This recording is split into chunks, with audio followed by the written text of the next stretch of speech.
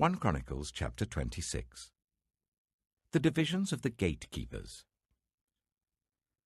From the Korahites, Meshelemiah, son of Koreh, one of the sons of Asaph. Meshelemiah had sons: Zechariah the firstborn, Jediael the second, Zebadiah the third, Jathniel the fourth, Elam the fifth, Jehohanan the sixth, and Elihohenai the seventh.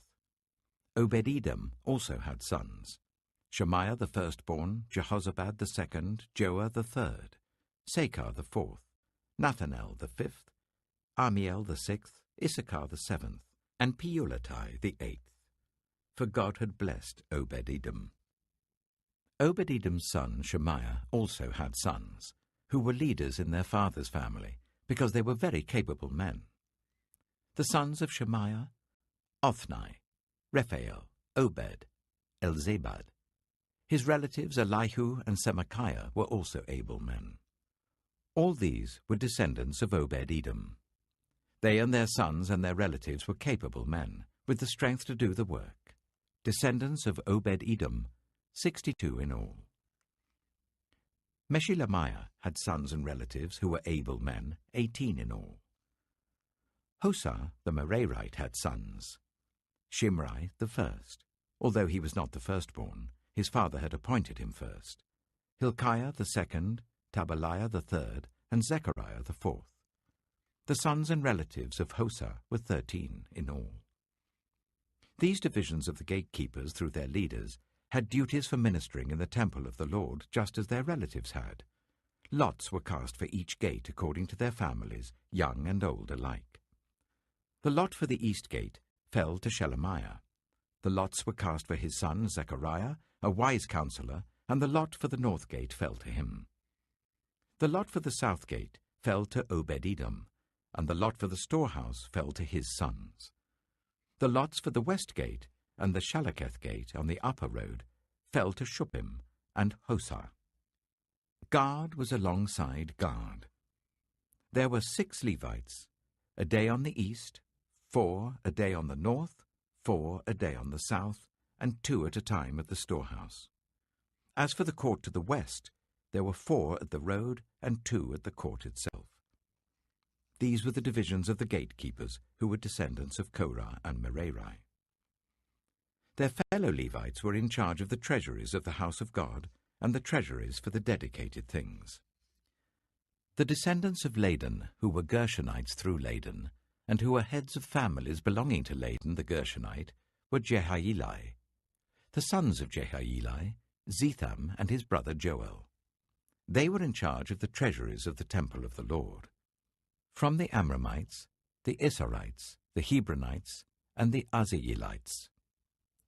Shubael, a descendant of Gershom, son of Moses, was the official in charge of the treasuries. His relatives, through Eliezer: Rehabiah, his son; Jeshiah, his son; Joram, his son; Zichri, his son; and Shelomith, his son. Shelomith and his relatives were in charge of all the treasuries for the things dedicated by King David, by the heads of families who were the commanders of thousands and commanders of hundreds, and by the other army commanders. Some of the plunder taken in battle they dedicated for the repair of the temple of the Lord. And everything dedicated by Samuel the seer, and by Saul son of Kish, Abner son of Ner, and Joab son of Zeruiah, and all the other dedicated things were in the care of Shelomith and his relatives. From the Israelites, Kenaniah and his sons were assigned duties away from the temple as officials and judges over Israel. From the Hebronites, Hashabiah and his relatives, 1,700 able men, were responsible in Israel west of the Jordan for all the work of the Lord and for the king's service. As for the Hebronites, Jeriah was their chief according to the genealogical records of their families. In the 40th year of David's reign, a search was made in the records, and capable men among the Hebronites were found at Jazer in Gilead. Jeriah had 2,700 relatives, who were able men and heads of families, and King David put them in charge of the Reubenites, the Gadites, and the half-tribe of Manasseh, for every matter pertaining to God and for the affairs of the king.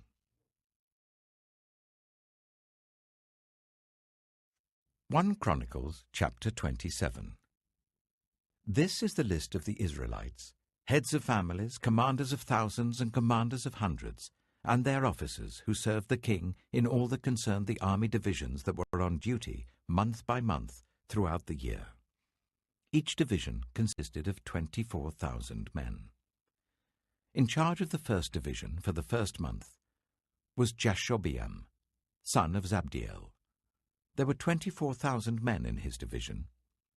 He was a descendant of Perez and chief of all the army officers for the first month. In charge of the division for the second month was Dodai the Ahohite. Mikloth was the leader of his division. There were 24,000 men in his division.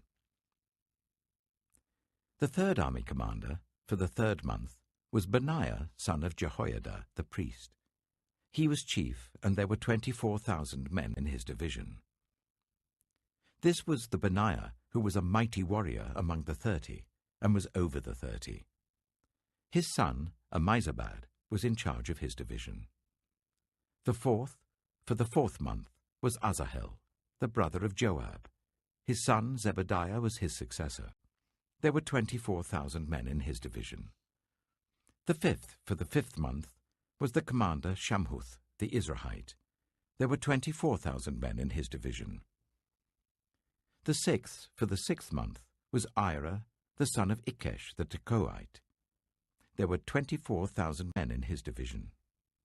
The seventh, for the seventh month, was Helez, the Pelonite, an Ephraimite. There were 24,000 men in his division. The eighth, for the eighth month, was Sibbecai, the Hushathite, a Zerahite. There were 24,000 men in his division.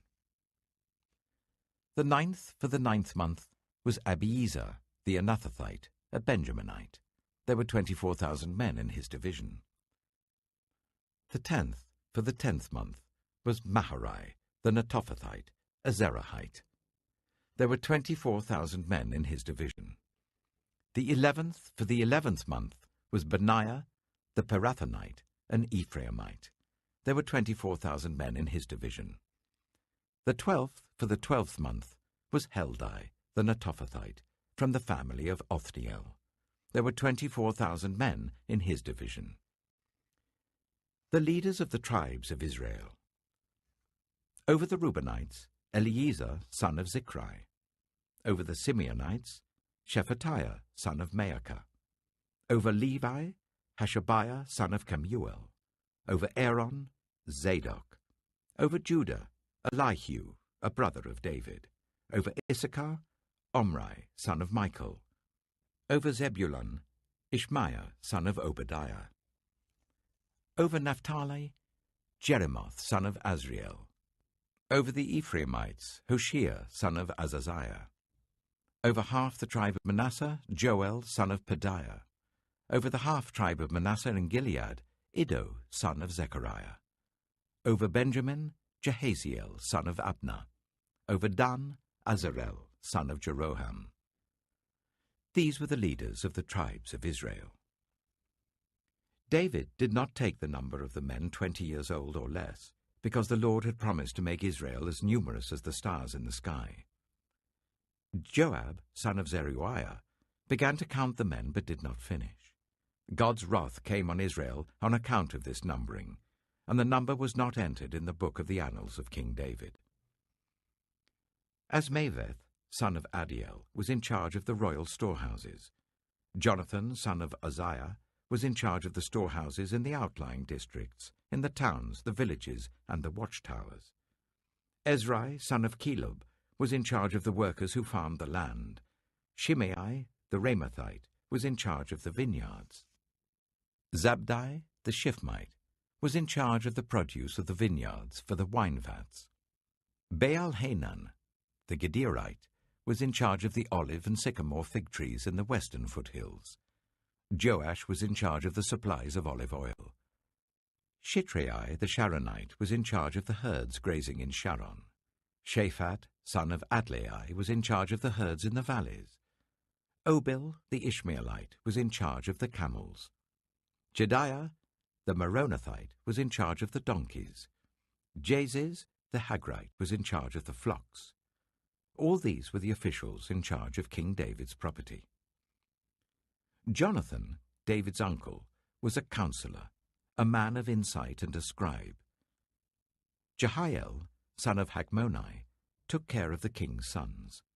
Ahithophel was the king's counselor. Hushai, the Archite, was the king's confidant. Ahithophel was succeeded by Jehoiada, son of Benaiah, and by Abiathar. Joab was the commander of the royal army. 1 Chronicles chapter 28. David summoned all the officials of Israel to assemble at Jerusalem. The officers over the tribes, the commanders of the divisions in the service of the king, the commanders of thousands and commanders of hundreds, and the officials in charge of all the property and livestock belonging to the king and his sons, together with the palace officials, the warriors, and all the brave fighting men. King David rose to his feet and said, "Listen to me, my fellow Israelites, my people. I had it in my heart to build a house as a place of rest for the ark of the covenant of the Lord, for the footstool of our God, and I made plans to build it. But God said to me, 'You are not to build a house for my name, because you are a warrior and have shed blood.'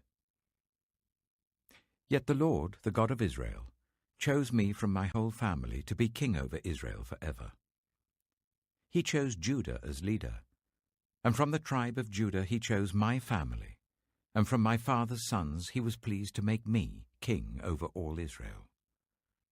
Of all my sons, and the Lord has given me many, he has chosen my son Solomon to sit on the throne of the kingdom of the Lord over Israel. He said to me, 'Solomon, your son, is the one who will build my house and my courts, for I have chosen him to be my son, and I will be his father. I will establish his kingdom forever, if he is unswerving in carrying out my commands and laws, as is being done at this time.' So now I charge you in the sight of all Israel, and of the assembly of the Lord, and in the hearing of our God, be careful to follow all the commands of the Lord your God, that you may possess this good land, and pass it on as an inheritance to your descendants forever. And you, my son Solomon, acknowledge the God of your father, and serve him with wholehearted devotion and with a willing mind, for the Lord searches every heart and understands every desire and every thought. If you seek him, he will be found by you. But if you forsake him, he will reject you forever. Consider now, for the Lord has chosen you to build a house as the sanctuary. Be strong and do the work." Then David gave his son Solomon the plans for the portico of the temple, its buildings, its storerooms, its upper parts, its inner rooms, and the place of atonement. He gave him the plans of all that the Spirit had put in his mind, for the courts of the temple of the Lord and all the surrounding rooms, for the treasuries of the temple of God, and for the treasuries of the dedicated things. He gave him instructions for the divisions of the priests and the Levites, and for all the work of serving in the temple of the Lord, as well as for all the articles to be used in its service. He designated the weight of gold for all the gold articles to be used in various kinds of service, and the weight of the silver for all the silver articles to be used in various kinds of service. The weight of gold for the gold lampstands and their lamps, with the weight for each lampstand and its lamps, and the weight of silver for each silver lampstand and its lamps, according to the use of each lampstand. The weight of gold for each table for consecrated bread, the weight of silver for the silver tables, the weight of pure gold for the forks, sprinkling bowls, and pitchers, the weight of gold for each gold dish, the weight of silver for each silver dish, and the weight of the refined gold for the altar of incense. He also gave him the plan for the chariot, that is, the cherubim of gold that spread their wings and overshadow the ark of the covenant of the Lord. All this, David said, I have in writing as a result of the Lord's hand on me, and he enabled me to understand all the details of the plan. David also said to Solomon his son, Be strong and courageous and do the work. Do not be afraid or discouraged, for the Lord God, my God, is with you. He will not fail you or forsake you until all the work for the service of the temple of the Lord is finished. The divisions of the priests and Levites are ready for all the work on the temple of God, and every willing person skilled in any craft will help you in all the work. The officials and all the people will obey your every command. Psalm 144. Praise be to the Lord my rock, who trains my hands for war, my fingers for battle. He is my loving God and my fortress, my stronghold and my deliverer, my shield in whom I take refuge, who subdues peoples under me. Lord, what are human beings that you care for them, mere mortals that you think of them? They are like a breath, their days are like a fleeting shadow. Part your heavens, Lord, and come down. Touch the mountains so that they smoke. Send forth lightning and scatter the enemy. Shoot your arrows and rout them. Reach down your hand from on high. Deliver me and rescue me from the mighty waters, from the hands of foreigners whose mouths are full of lies, whose right hands are deceitful. I will sing a new song to you, my God. On the 10-stringed lyre I will make music to you, to the one who gives victory to kings, who delivers his servant David. From the deadly sword deliver me. Rescue me from the hands of foreigners, whose mouths are full of lies, whose right hands are deceitful. Then our sons in their youth will be like well-nurtured plants, and our daughters will be like pillars carved to adorn a palace. Our barns will be filled with every kind of provision. Our sheep will increase by thousands, by tens of thousands in our fields. Our oxen will draw heavy loads. There will be no breaching of walls, no going into captivity, no cry of distress in our streets. Blessed is the people of whom this is true. Blessed is the people whose God is the Lord. Proverbs chapter 20. Wine is a mocker, and beer a brawler. Whoever is led astray by them is not wise. A king's wrath strikes terror like the roar of a lion.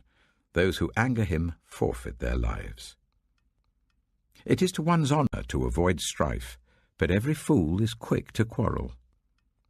Sluggards do not plough in season, so at harvest time they look but find nothing. The purposes of a person's heart are deep waters, but one who has insight draws them out. Many claim to have unfailing love, but a faithful person who can find? The righteous lead blameless lives. Blessed are their children after them. When a king sits on his throne to judge, he winnows out all evil with his eyes.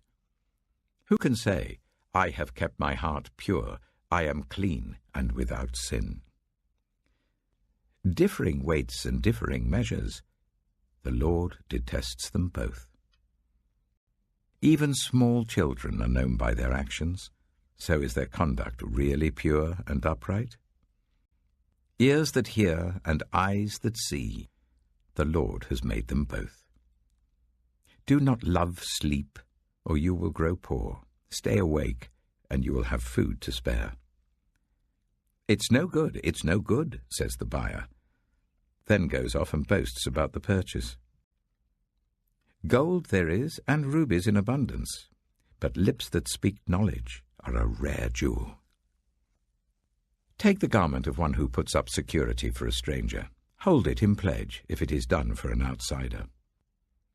Food gained by fraud tastes sweet, but one ends up with a mouth full of gravel. Plans are established by seeking advice, so if you wage war, obtain guidance. A gossip betrays a confidence, so avoid anyone who talks too much. If someone curses their father or mother, their lamp will be snuffed out in pitch darkness. An inheritance claimed too soon will not be blessed at the end. Do not say, "I'll pay you back for this wrong."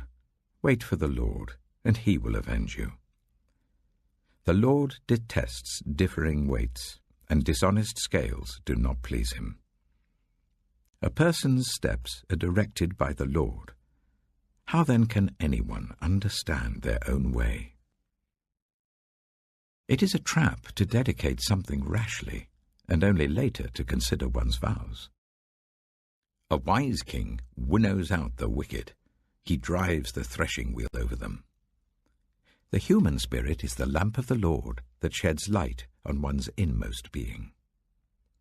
Love and faithfulness keep a king safe. Through love, his throne is made secure. The glory of young men is their strength, grey hair the splendour of the old. Blows and wounds scrub away evil, and beatings purge the inmost being.